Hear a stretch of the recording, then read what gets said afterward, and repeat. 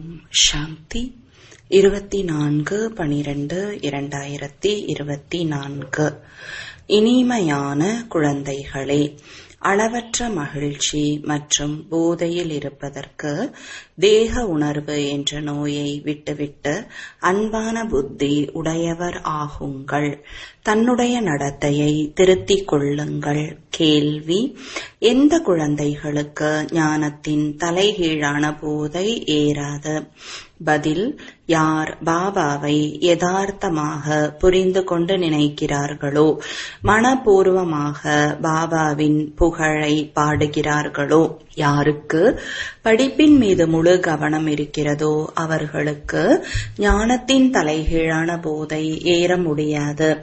யார் பாபாவை சாதாரணமாக புரிந்துள்ளார்களோ அவர்கள் பாபாவை நினைக்க முடியாது. உண்மையாக நினைக்கிறார்கள் என்றால் நிச்சயமாக தனது செய்திகளையும் அவசியம் பாபாவிற்கு கொடுப்பார்கள். குழந்தைகள் செய்தியை தெரிவிக்கவில்லை என்றால் குழந்தைகள் எங்காவது மயக்கமடைந்து இருப்பார்களோ என்ற கவலை பாபாவிற்கு ஏற்படுகிறது. ஓம் சாந்தி. குழந்தைகளே, புதியதாக யாராவது வந்தால் முதலில் அவர்களுக்கு எல்லைக்கு உட்பட்ட மற்றும் எல்லைக்கு அப்பாற்பட்ட 2 தந்தையின் அறிமுகத்தை கொடுங்கள் என பாபா குழந்தைகளுக்கு புரிய வைக்கிறார். எல்லையற்ற தந்தை என்றாலே எல்லையற்ற ஆத்மாக்களின் தந்தை. ஒவ்வொரு ஜீவ ஆத்மாவிற்கும் தனித்தனியாக எல்லைக்கு உட்பட்ட ஒரு தந்தை இருக்கிறார். இந்த ஞானத்தை அனைவரும் ஒரே மாதிரி தாரணை செய்ய இயலாது. சிலர் 1%, சிலர் 95% தாரணை செய்கிறார்கள். சூரிய வம்சம், சந்திர வம்சத்தினர் என இருப்பார்கள் அல்லவா? ராஜா, ராணி மற்றும் பிரஜைகள். இது புரிந்து கொள்ள வேண்டிய விஷயமாகும். பிரஜைகளில் கூட அனைத்து விதமான மனிதர்களும் இருக்கிறார்கள். பிரஜை என்றாலே சாதாரண பிரஜைதான். இது படிப்பு. ஒவ்வொருவரும் அவரவர் புத்திக்கு ஏற்ப படிக்கின்றனர் என பாபா புரிய வைக்கிறார். ஒவ்வொருவருக்கும் அவரவருக்கு என நடிப்பு கிடைத்திருக்கிறது. யார் போன கல்பத்தில் அறிவுரையை எவ்வளவு கடைபிடித்தார்களோ அவ்வளவு இப்போதும் கடைபிடிக்கிறார்கள். படிப்பை ஒருபோதும் மறைக்க முடியாது. படிப்பிற்கு ஏற்ப பதவி கிடைக்கிறது. பாபா புரிய வைத்து இருக்கிறார். இன்னும் போக போக பரீட்சை அதிகம் இருக்கும் என பாபா புரிய வைத்திருக்கிறார். தேர்ச்சி பெறாமல் டிரான்ஸ்பர் ஆக முடியாது. கடைசியில் அனைத்தும் தெரிய வரும். ஆனால் இப்போது நாம் எந்த பதவிக்கு தகுதி பெற்றிருக்கிறோம் என புரிந்து கொள்ள முடியும். வெட்கமாக இருப்பதால் அனைவரும் கை தூக்கி விடுகிறார்கள். ஆனால் நாம் எப்படி மாறுவோம் என்பதை புரிந்து கொள்ள முடியும். இருப்பினும் கை உயர்த்தி விடுகிறார்கள். இதையும் அறியாமை என்றே கூறலாம். இவரை காட்டிலும் அதிகமான புத்தி லௌகீகமானவருக்கு கூட இருக்கிறது என பாபா உடனடியாக புரிந்து கொள்கிறார். அவர்கள் ஸ்காலர்ஷிப் அடைவதற்கு நமக்கு தகுதி இல்லை, தேர்ச்சி பெற மாட்டோம் என புரிந்து கொள்கிறார்கள். ஆசிரியர் எவ்வளவு படிக்க வைக்கிறாரோ அதில் நாம் எவ்வளவு மதிப்பெண்கள் பெறுவோம் என அவர்கள் புரிந்து கொள்கிறார்கள். நாங்கள் மதிப்புடன் தேர்ச்சி பெறுவோம் என கூற மாட்டார்கள். இங்கேயோ பல குழந்தைகளுக்குள் இந்த அறிவு இல்லை. தேக உணர்வு அதிகமாக இருக்கிறது. தேவதையாக ஆவதற்காக வந்துள்ளனர். ஆனால் அதற்கேற்ப நடத்தையும் வேண்டும். விநாச காலத்தில் விபரீத புத்தி என பாபா கூறுகிறார். ஏனென்றால் முறைப்படி பாபாவிடம் அன்பு இல்லை. அழிவிற்கான காலத்தில் விபரீத புத்தி என்பதன் மிகச் சரியான பொருள் என்ன என்பதை பாபா குழந்தைகளாகிய உங்களுக்கு புரிய வைத்திருக்கிறார். குழந்தைகள் தாங்களே முழுமையாக புரிந்து கொள்ளவில்லை என்றால் மற்றவர்கள் என்ன புரிந்து கொள்வார்கள்? இருக்கிறார்கள். பாபாவை நினைக்க வேண்டும். இது குப்தமான விஷயம். படிப்பு குப்தமாக இல்லை. படிப்பில் வரிசைப்படியாக இருக்கிறார்கள். ஒரே மாதிரி படிக்க இயலாது. இப்பொழுது சிறு குழந்தையாக இருக்கின்றனர் என பாபா புரிந்து கொள்கிறார். இப்படிப்பட்ட எல்லையற்ற தந்தையை 3 மாதங்கள் 4 மாதங்கள் கூட நினைப்பது இல்லை. நினைக்கிறார்கள் என்பதை எப்படி தெரிந்து கொள்வது? பாபா, நான் எப்படி நடந்து கொண்டிருக்கிறேன், என்னென்ன சேவை செய்து கொண்டிருக்கிறேன் என்பதை கடிதம் மூலம் தெரிவிப்பது இல்லை. குழந்தைகள் மயக்கமடைந்து விடவில்லையே, இறந்து போய் விடவில்லையே என குழந்தைகளை பற்றி பாபாவிற்கு எவ்வளவு கவலை இருக்கிறது. சிலர் பாபாவிற்கு மிக நல்ல சேவை செய்திகளை எழுதுகிறார்கள். குழந்தை உயிரோடு இருக்கிறது என பாபா புரிந்து கொள்கிறார். சேவை செய்யக்கூடிய குழந்தைகள் ஒரு பொழுதும் மறைந்து இருக்க முடியாது. எந்த குழந்தை எப்படி இருக்கிறது என ஒவ்வொரு குழந்தையின் மனதை பற்றியும் பாபா அறிகிறார். தேக உணர்வு என்ற நோய் மிகவும் கடுமையாக இருக்கிறது. பாபா முரளியில் புரிய வைக்கிறார். அநேகருக்கு ஞானத்தின் தலைகீழான போதை இருக்கிறது. அகங்காரம் வந்து விடுகிறது. பிறகு நினைப்பதும் இல்லை, கடிதம் எழுதுவதும் இல்லை. பிறகு பாபா எப்படி நினைப்பார்? நினைவின் மூலம்தான் நினைவு கிடைக்கிறது. இப்பொழுது குழந்தைகளாகிய நீங்கள் பாபாவை சரியாக புரிந்து கொண்டு நினைக்கிறீர்கள். மனதார புகழ் பாடுகிறீர்கள். சில குழந்தைகள் பாபாவை சாதாரணமாக புரிந்து கொள்கிறார்கள். ஆகவே நினைப்பது இல்லை. பாபா வெளிப்பகட்டு எதையும் காண்பிக்க முடியாது. பகவான் வாக்கு, நான் உங்களுக்கு உலகத்தின் ராஜ்ய பதவியை கொடுப்பதற்காக ராஜயோகத்தை கற்பிக்கிறேன். நாம் உலகத்தின் ராஜ்ய பதவியை அடைவதற்காக எல்லையற்ற தந்தையிடம் படிக்கிறோம் என நீங்கள் புரிந்து கொள்வது இல்லை. இந்த போதை இருந்தால் அளவற்ற மகிழ்ச்சி எப்பொழுதும் ஏறிக்கொண்டே இருக்கும்.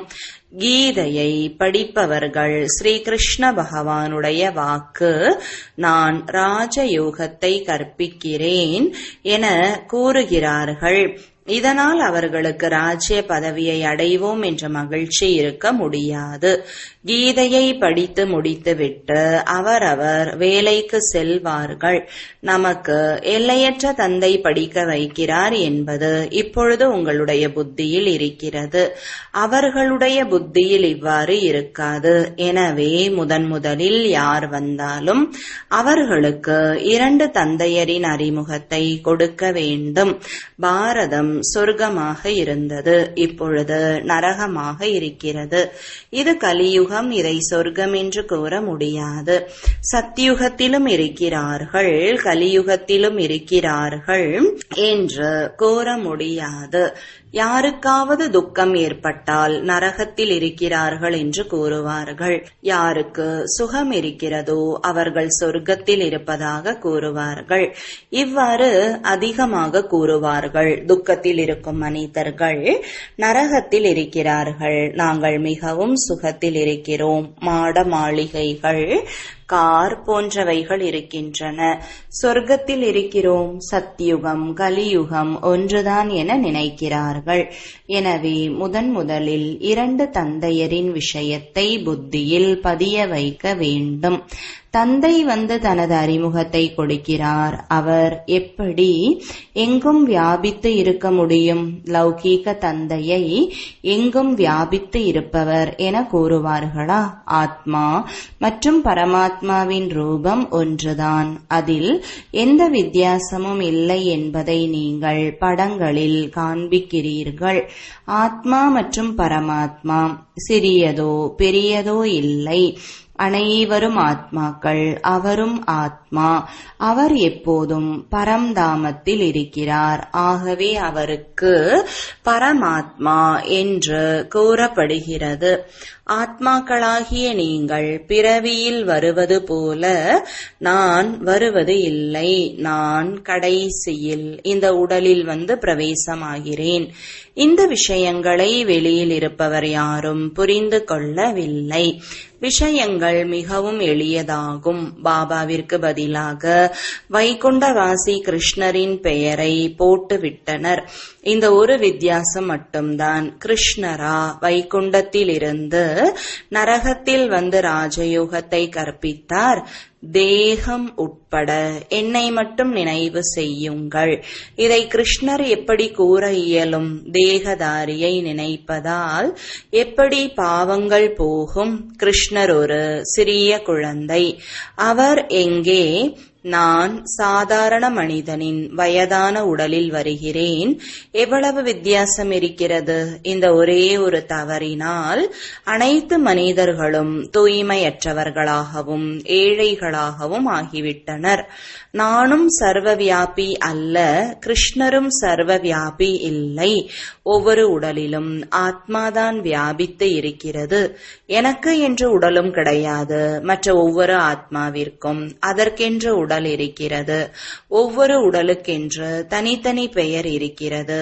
எனக்கு உடலும் இல்லை, என்னுடைய உடலுக்கு என்று பெயரும் இல்லை. நான் வயோதிக உடலை எடுக்கிறேன். இவருடைய பெயரை மாற்றி பிரம்மா என வைக்கப்பட்டுள்ளது. எனக்கு பிரம்மா என்ற பெயர் கிடையாது. என்னை சதாசிவன் என்று கூறுகிறார்கள். நான் தான் அனைவருக்கும் சத்கதி அளிக்கக்கூடிய வள்ளல். ஆத்மாவை அனைவருக்கும் சத்கதி அளிக்கும் வள்ளல் என்று கூற முடியாது. பரமாத்மாவிற்கு எப்போதாவது துர்கதி ஏற்பட முடியுமா? ஆத்மாவிற்கு தான் சத்கதி மற்றும் ஆத்மாவிற்கு தான் துர்கதி ஏற்படுகிறது. இந்த விஷயங்களை சிந்திக்க வேண்டும். இல்லை என்றால் மற்றவர்களுக்கு எப்படி புரிய வைப்பீர்கள்? ஆனால் மாயை குழந்தைகளின் புத்தியை முன்னேற விடாத அளவிற்கு மோசமானதாக இருக்கிறது. நாள் முழுவதும் வீண் விஷயங்களிலேயே நேரத்தை வீணாக்குகிறார்கள். பாபாவிடமிருந்து பிரிப்பதற்காக மாயை எவ்வளவு வேகமாக முயற்சிக்கிறது! அநேக குழந்தைகள் விட்டுவிடுகிறார்கள். பாபாவை நினைக்காததால் நிலை ஆடாமல் அசையாமல் இருக்க முடிவது இல்லை. பாபா அடிக்கடி தூக்கி நிறுத்துகிறார். மாயை விழ வைக்கிறது. பாபா ஒருபோதும் தோல்வி அடையாதீர்கள் என கூறுகிறார். கல்ப கல்பமாக இவ்வாறே நடக்கிறது. இது ஒன்றும் புதியது அல்ல. கடைசியில் மாயையை வென்றவர் ஆகிவிடுவீர்கள். ராவண ராஜ்யம் அழிய போகிறது. பிறகு நாம் புதிய உலகத்தில் ராஜ்யம் செய்வோம். கல்ப கல்பமாக மாயையை வெற்றி அடைந்து இருக்கிறோம். பலமுறை புதிய உலகத்தில் ராஜ்யம் செய்து இருக்கிறோம். புத்தியை எப்பொழுதும் மும்முரமாக வைத்துக் கொண்டால் எப்பொழுதும் பாதுகாப்பாக இருக்கலாம் என பாபா கூறுகிறார். இதற்குதான் சுய தரிசன சக்கரத்தை சுற்றுபவர் என்று பெயர். மற்றபடி இம்சை போன்ற எதுவும் கிடையாது. பிராமணர்கள்தான் சுயதரிசன சக்கரத்தை சுற்றுபவர் ஆகிறார்கள். தேவதைகளை சுயதரிசன சக்கரத்தை சுற்றுபவர் என்று கூற முடியாது. தூய்மையற்ற உலகத்தின் பழக்க வழக்கங்கள் மற்றும் தேவி தேவதைகளின் பழக்க வழக்கங்களில் அதிகமான வித்தியாசம் இருக்கிறது. மரண உலகத்தில் இருப்பவர்கள்தான் பதீத பாவனர் தந்தையை தூய்மையற்ற எங்களை தூய்மையாக்க வாருங்கள், தூய்மையான உலகிற்கு அழைத்து செல்லுங்கள் என அழைக்கிறார்கள். இன்றிலிருந்து 5000 வருடங்களுக்கு முன்பு தூய்மையான உலகம் இருந்தது. அதற்கு சத்தியுகம் என்று பெயர் என்பது உங்களுடைய புத்தியில் இருக்கிறது. திரேதா யுகத்திற்கு புதிய உலகம் என்று கூற இயலாது. அது முதல் தரமானது, இது இரண்டாம் தரம் என்பதை பாபா புரிய வைக்கிறார். ஒவ்வொரு விஷயத்தையும் நன்கு தாரணை செய்ய வேண்டும்.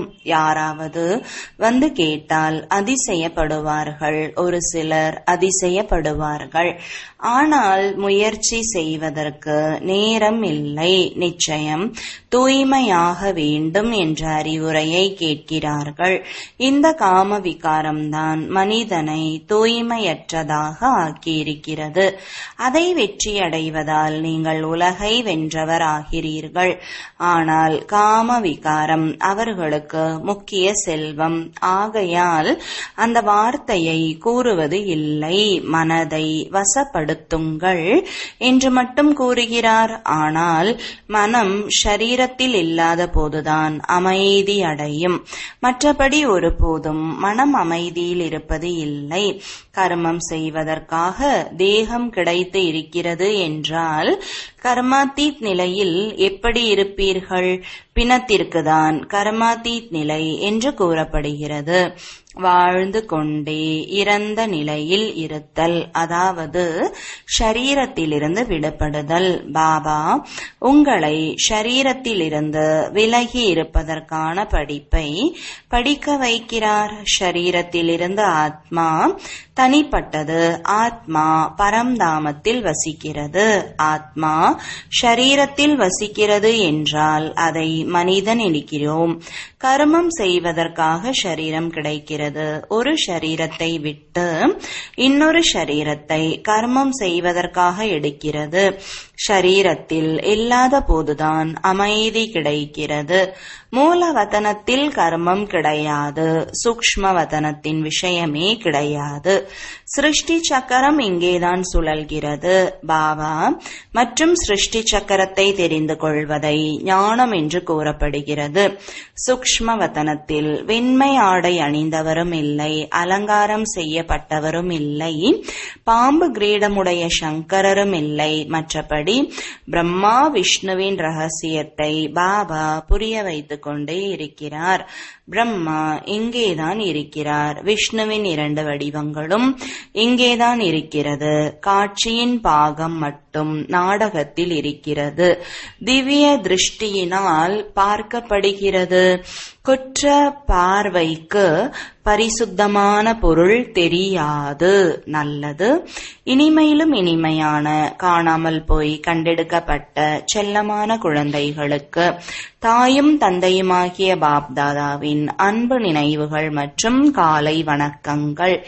ஆன்மீக குழந்தைகளுக்கு ஆன்மீக தந்தையின் வணக்கங்கள். ஆன்மீக தந்தைக்கு ஆன்மீக குழந்தைகளின் அன்பு நினைவுகளும் வணக்கங்களும். தாரணைக்கான முக்கிய சாரம். முதலாவது, தன்னைத்தான் எப்பொழுதும் பாதுகாப்பாக வைப்பதற்காக ஞான சிந்தனையில் புத்தியை மும்முரமாக வைக்க வேண்டும். சுய தரிசன சக்கரத்தை சுற்றுபவராக வேண்டும். வீணான விஷயங்களில் நேரத்தை இழக்க வேண்டாம். இரண்டாவது, ஷரீரத்திலிருந்து விடுபடுவதற்காக பாபா படிக்க வைக்கிறார். அதை படிக்க வேண்டும். மாயையின் கவர்ச்சியில் இருந்து தப்பிப்பதற்காக தனது நிலையை ஆடாமல் அசையாமல் வைத்துக் கொள்ள வேண்டும். வரதானம். பிரம்மா தந்தைக்கு சமமாக லட்சியத்தை லட்சணத்தில் எடுத்து வரக்கூடிய கண்கூடான எடுத்துக்காட்டாகி அனைவருக்கும் சகயோகி ஒத்துழைப்பு அளிக்கக்கூடியவர்கள் ஆவீர்களாக. விளக்கம். எப்படி பிரம்மா தந்தை சுயம் தன்னை நிமித்த எடுத்துக்காட்டாக கருவியாக ஆக்கிக் கொண்டாரோ, செய்பவர்தான் அர்ஜுனன் என்ற இந்த லட்சியத்தை எப்பொழுதும் லட்சணத்தில் எடுத்து வந்தார். இதனாலேயே முதல் நம்பர் ஆனார். எனவே இதுபோல தந்தையை பின்பற்றுங்கள். செயல்கள் மூலமாக எப்பொழுதும் வாழ்க்கையில் குணங்களின் மூர்த்தியாகி கண்கூடான எடுத்துக்காட்டு ஆகி மற்றவர்களுக்கு சுலபமாக குணங்களை தாரணை செய்வதில் உதவி அளியுங்கள். இதற்கு தான் குணதானம் என்று கூறுவார்கள். தானம் என்பதன் பொருளே உதவி கொடுப்பது. ஒரு ஆத்மா கூட இப்பொழுது கேட்பதற்கு பதிலாக வெளிப்படையான நிரூபணத்தை பார்க்க விரும்புகிறார்கள். எனவே உங்களை குணமூர்த்தியாக ஆக்குங்கள். ஸ்லோகன்: அனைவருடைய நிராசைகளின் இருளை நீக்குபவர்களே ஞான தீபங்கள் ஆவார்கள். ஓம் சாந்தி.